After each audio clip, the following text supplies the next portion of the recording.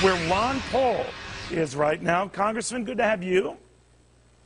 Thank you, Neil. Good to be with you. How important is this state for you? Well, it's very important, but it's not do or die. You know, we expect to pick up some delegates as we have continued to do so, and we'll continue on. You know, it's interesting. It is a proportional vote, and along the way, by proportional vote, even if you're second or third, certainly nothing wrong with that. You've been very, very consistent. You could amass quite a few delegates, whether or not you get the nomination. And certainly you have a powerful voice. I know you obviously want that nomination. But let me ask you about this process and the extremes. You've seen the leaders go up and down. Now Iowa's been recertified to show Santorum won and not Romney. South Carolina, where Romney was winning, he might lose. What's going on within your party? Well, I don't think the message is very clear. I have a very clear message, but I'm challenging the status quo. The rest of the candidates are part of the status quo, and nobody seems to be happy because they don't see what difference they're going to make.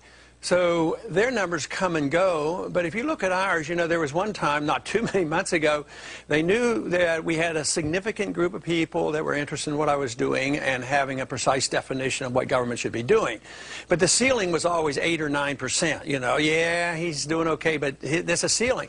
But now the ceiling shifted to about 17 or 18%. Now they're conceding that, you know, it's over 20%. And if you include independents and Democrats, our percentages are much better. You know, not too long ago, there was a poll done where I was up against Obama, and I was equal to Romney in that. So does it we have a bug lot of you, support from independents I mean, and Democrats. You've been a remarkable phenomenon, but I always think you're like a sort of a thin Rodney Dangerfield. You don't get any respect.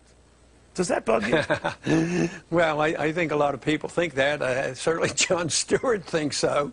You know, this whole idea. I mean, if you look, somebody told me, you know, from this last debate, I thought I did rather well. And they went down the number of times they mentioned the other three candidates in the review of the debate. And it was, you know, like 80, 90 times, depending on which it was. I was mentioned one time in all the discussion of the debate after it was over. Right. Now, you might argue I didn't win, or some people argue that I did. You had the juice. But it deserved more than one mention on all the stations. Somebody went and added these all up. Thank you, Congressman. So what's going on there? You're in this media business. I'd like to know exactly how that comes about.